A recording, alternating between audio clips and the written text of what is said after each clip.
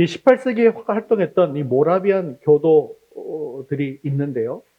어느 날 서인도 제도의 세인트 토마스 섬에 있는 흑인 노예들에게 복음을 전해야 한다라는 소식이 유럽의 이 모라비안 공동체에 전해졌습니다. 하지만 이 섬은 철저하게 폐쇄되어 있었어요. 노예가 아니라고 한다면 결코 그 섬에 들어가 그들을 만날 수조차 없었습니다.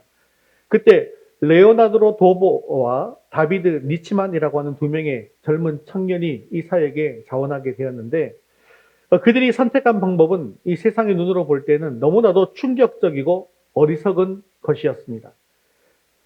어떻게 그들이 그곳에 들어갈 수 있게 될까요? 그것은 바로 그들이 스스로 노예로 팔려가서 그 섬에 들어가는 것이었습니다. 가족과 친구들은 눈물로 그들을 만류했습니다. 그것은 너무나 미련한 짓 아니냐? 너희들의 젊음과 지성이 너무 아깝지 않냐? 굳이 그렇게까지 해야만 하느냐? 그러나 배를 타고 떠나며 그 청년들은 외쳤습니다.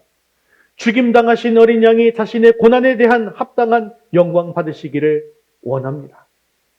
세상의 눈에는 스스로 자유를 포기하고 채찍을 맞는 노예가 되는 것이 지독하게 미련해 보였습니다. 하지만 결국 이 두 청년의 헌신을 통해서 그 섬의 십자가에 복음이 심겨지게 되었고 수천 명의 노예들이 참된 영적인 자유를 얻게 되었습니다.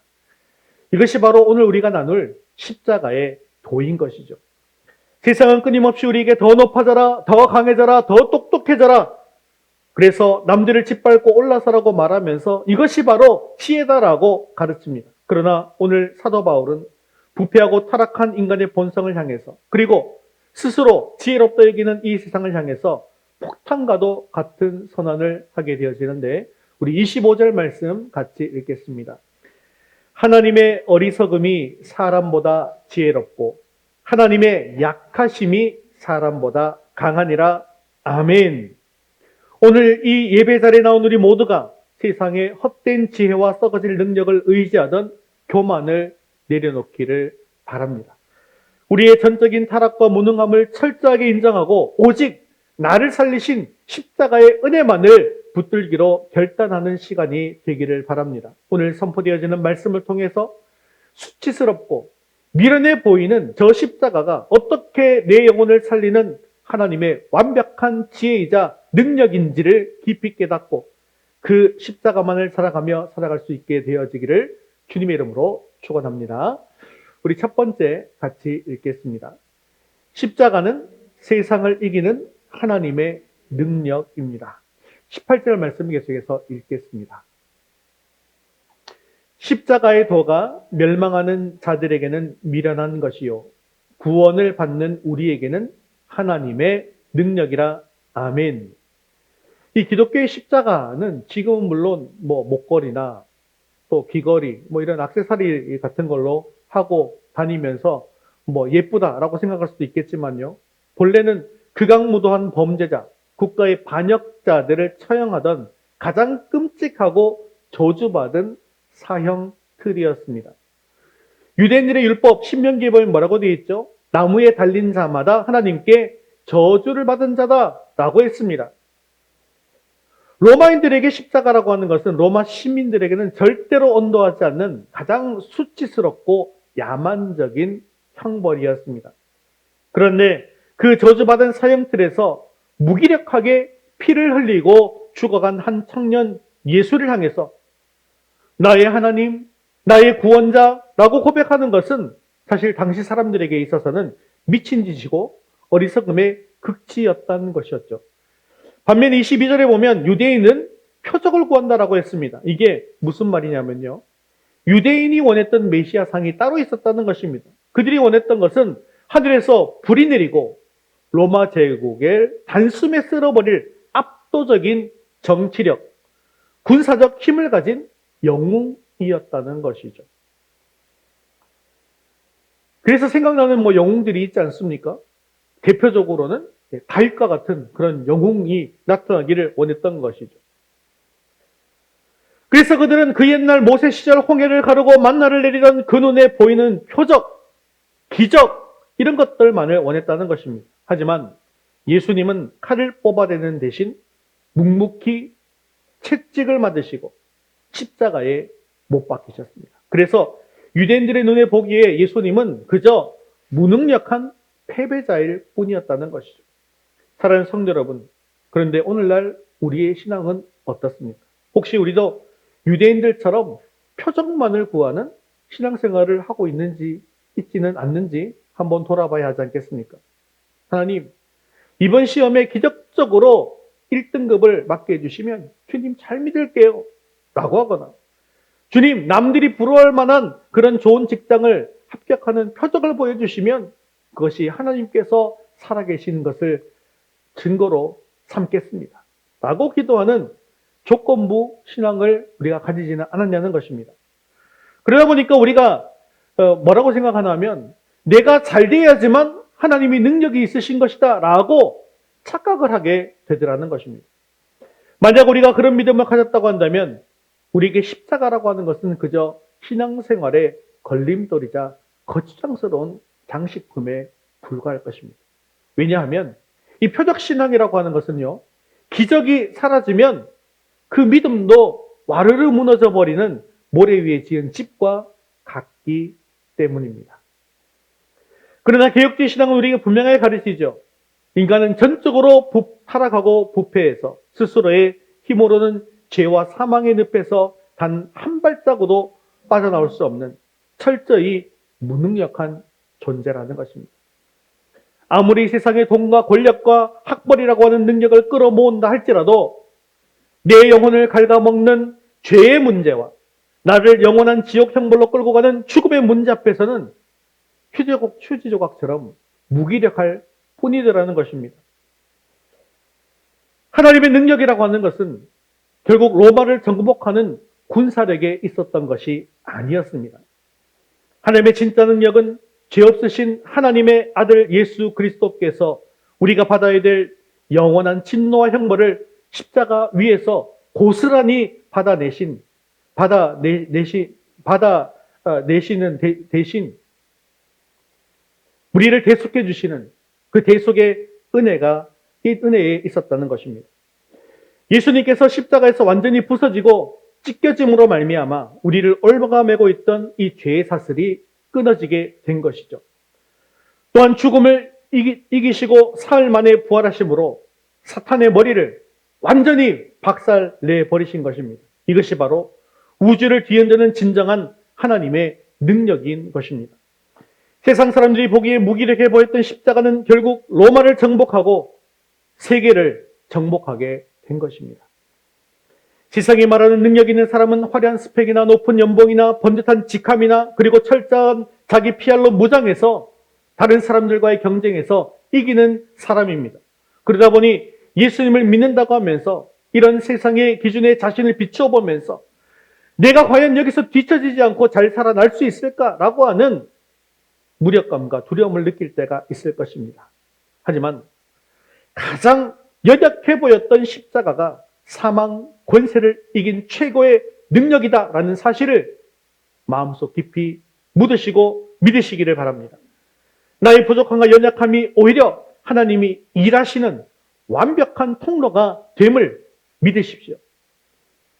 그렇게 내 힘을 빼고 온전히 주님만 의지할 때 비로소 십자가의 능력이 나타난다는 사실을 통해서 치열한 삶 가운데 있는 여러분에게 소망과 위로가 되시기를 바랍니다.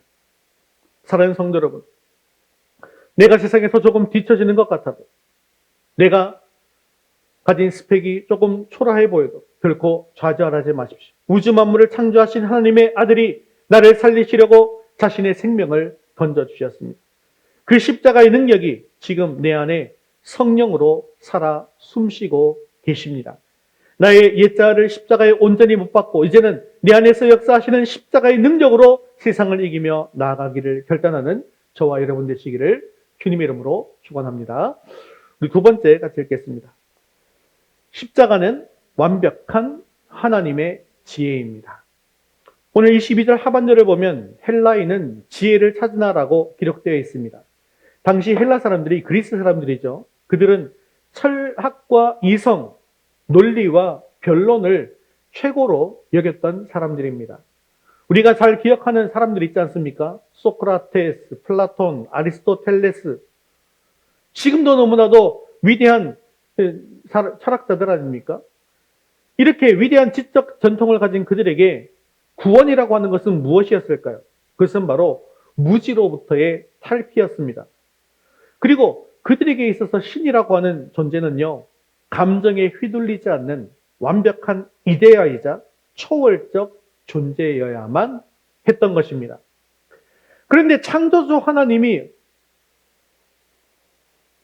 이 땅에 연약한 인간의 옷을 입고 피조물들에게 조롱을 당하고 십자가에게서 처참하게 사형당했다라고 하는 이야기는 이 헬라인들의 논리로서는 도저히 이해할 수 없는 코미디였던 것이죠. 그리고 이런 이야기하는 것은 미련한 수다에 불과했다는 것입니다. 그러나 21절은 우리에게 이렇게 말씀하고 있습니다. 21절 상반절 말씀 같이 읽겠습니다. 하나님의 지혜에 있어서는 이 세상이 자기 지혜로 하나님을 알지 못함으로. 그렇습니다. 타락한 인간의 이성과 지혜로는 결코 영적인 진리를 깨달을 수가 없습니다. 학교에서 배우는 수학과 과학의 공식이 세상의 이치를 설명해 줄 수는 있지만 우리가 우리의 영혼이 왜 여기서 태어났고 우리의 영혼이 어디로 가야 하는지를 결코 알려줄 수가 없다는 것입니다. 세상의 철학과 인문학은 우리의 마음을 위로할 수는 있어도 죄로 얼룩진 우리의 영혼을 정결하게 씻어줄 수는 없는 것입니다. 또한 우리의 인생의 연륜과 경험이 삶의 처세수를 가르쳐 줄 수는 있을지 모르나 영원한 심판대 앞에서는 어떠한 변명거리도 되지 못하는 것입니다. 우리가 잘 아는 이혜령 박사는 한국 최고의 지성인이라고 불리면서 평생을 기성 종교, 특히 기독교를 날카로운 이성과 논리로 비판해온 철저한 무신론자였습니다. 그의 학문적 깊이와 지혜 앞에서 수많은 기독교인들이 쩔쩔맸어요. 그러나 그토록 확고했던 세상의 지혜도 사랑하는 딸이 시력을 잃어가는 가혹한 현실 앞에서는 아무런 힘도 쓰지 못했습니다. 딸이 오랫동안 암투병을 하다가 암이 나았는데 또다시 앞을 보지 못하는 시련을 당하게 된 것이었습니다. 인간의 지혜가 다 끝나가는 그 벼랑 끝에서 그는 비로소 무릎을 꿇고 하나님의 지혜인 십자가를 바라보게 되었습니다. 이 박사는 하와이의 작은 교회에서 눈물로 하나님께 기도했어요. 하나님, 나의 사랑하는 딸에게서 빛을 거두지 않으신다면 나의 삶을 주님의 종으로 다 드리겠습니다. 결국 딸은 시력을 회복했습니다. 하나님은 그의 기도를 들어주셨습니다. 그렇게 이혜령 박사는 하나님의 일하심을 직접 체험하게 된 것입니다.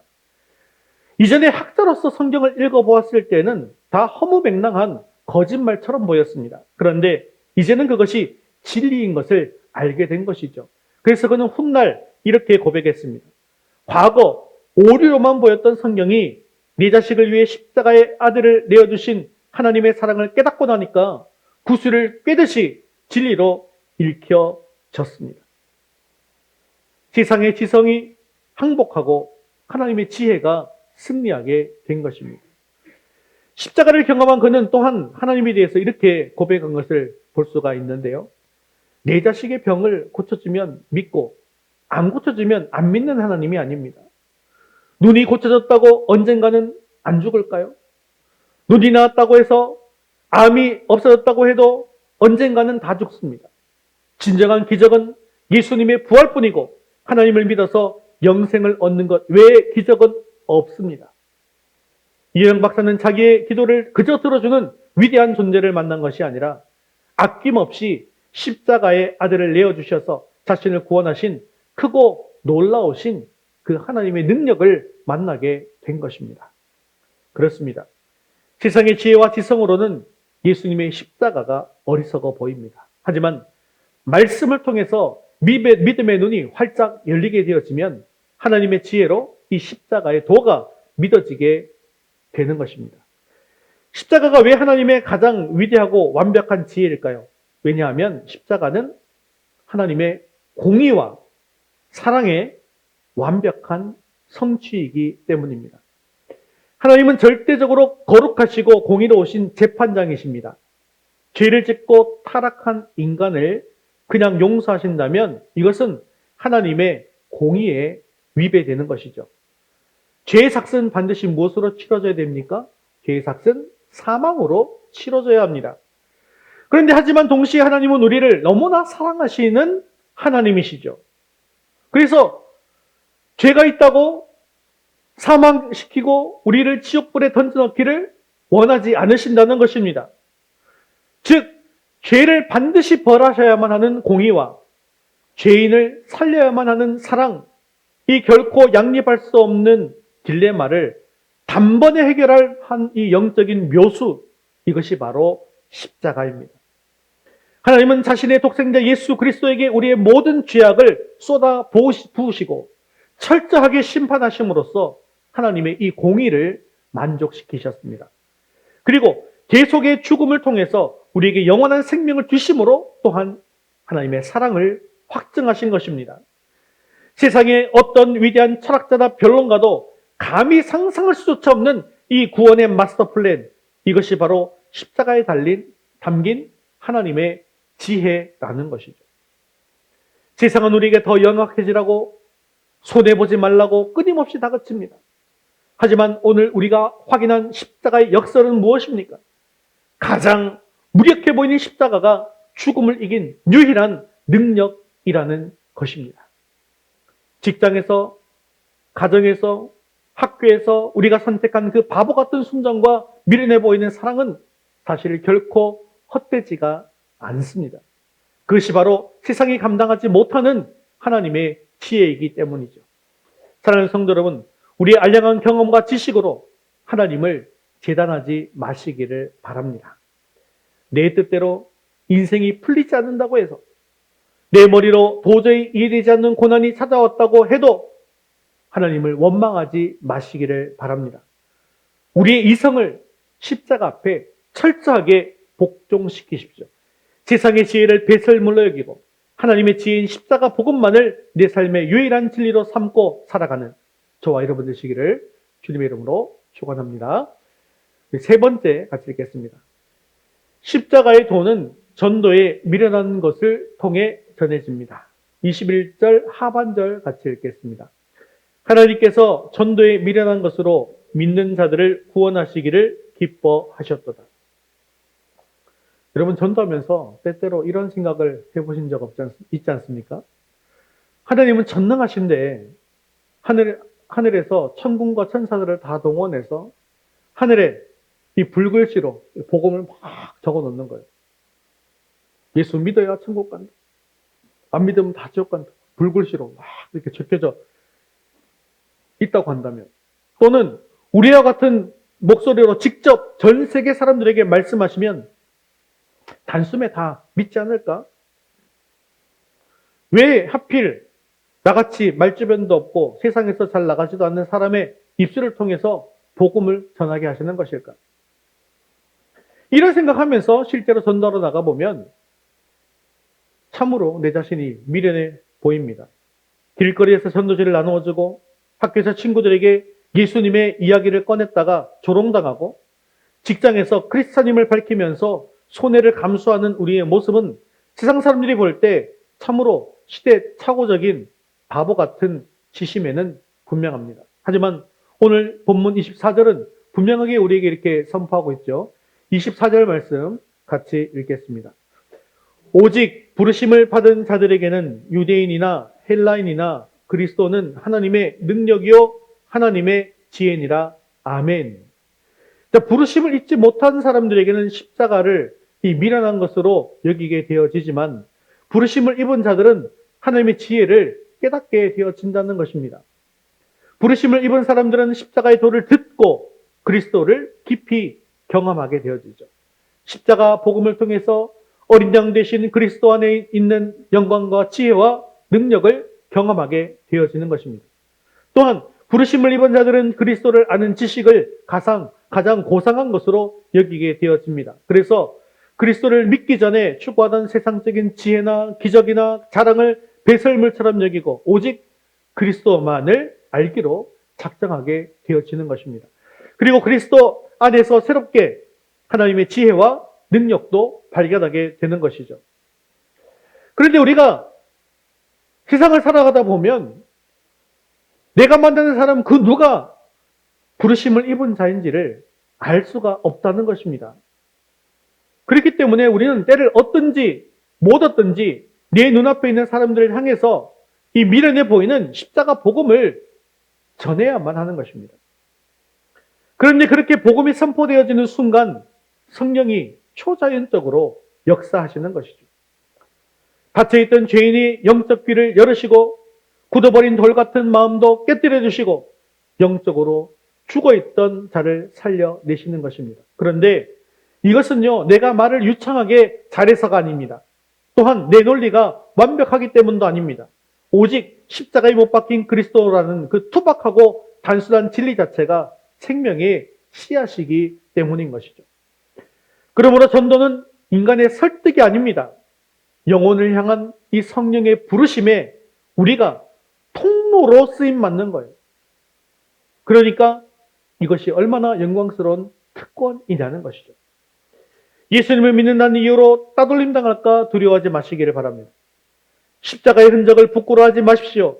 여러분들의 그 입술의 고백과 정직한 삶의 모습을 통해서 하나님은 여러분 주변의 누군가를 반드시 구원하실 것입니다. 또한 아직 믿지 않는 남편과 아내, 자녀들과 이웃들을 포기하지 마시기를 바랍니다. 인간의 지혜가 아니라 눈물의 기도와 십자가의 사랑만이 이 영혼의 견고한 진을 파할 수가 있습니다. 사랑하는 성도 여러분, 창조주이신 예수님은 피조물에게 조롱당하고 피와 물을 다 쏟으시기까지 우리를 그 품에 안으시고 참아내시며 십자가에서 죽으셨습니다. 이제 우리가 그 십자가의 사랑을 입술로 그리고 우리의 삶으로 전해야 할 때입니다. 비록 세상이 우리를 미련하다라고 손가락할지라도 한 영혼을 천하보다 귀하게 여기시는 하나님 아버지의 마음을 품고 묵묵히 십자가의 복음을 들고 나아가는 저와 여러분 되시기를 주님의 이름으로 축원합니다. 말씀을 맺겠습니다. 십자가의 도는 역설입니다. 죽어야 사는 진리이고 낮아져야 높아지는 신비이며 비워야 채워지는 생명의 법칙입니다. 세상은 이 역설을 미련하다고 조롱하지만 구원받는 우리에게는 십자가는 세상을 이기는 유일한 힘이자 우주에서 가장 위대한 지혜인 것이죠. 우리의 일상 속에서 이 십자가의 비밀을 실천하며 살아가는 한 청년의 이야기를 해보겠습니다. 이 청년은 동료들 사이에서 바보라고 불립니다. 회사에서 아무도 하기 싫어하는 허드렛 일, 예를 들면 탕비실을 청소한다거나 복사기 용지를 채운다거나 정수기 물을 채운다거나 이런 일들 누가 시키지도 않았는데 묵묵히 도맡아서 하기 때문입니다. 또 결정적인 순간에 자기 공로를 주장할 수 있는 상황에서도 그는 오히려 다른 동료들의 수고를 치켜 세우면서 자신은 물러납니다. 세상 지혜로 보면 그는 승진에서 밀려나고 무시당하기 좋은 딱 어리석은 사람의 전형이죠. 어느 날 직장 동료가 그에게 물었습니다. 당신은 왜 그렇게 바보같이 살아요? 남들처럼 영악하게 굴어야 살아남는 세상인데 왜 사서 고생을 하죠?